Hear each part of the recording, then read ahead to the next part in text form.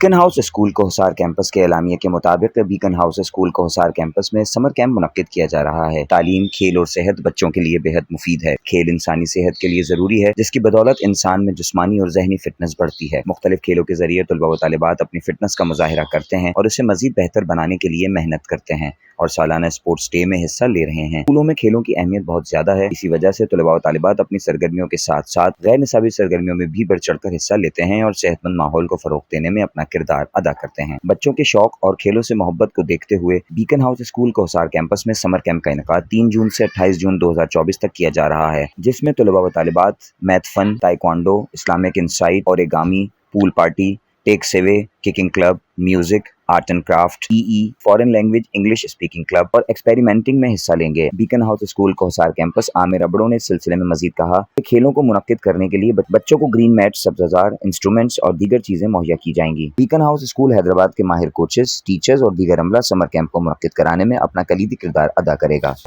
I like to hike. Yeah.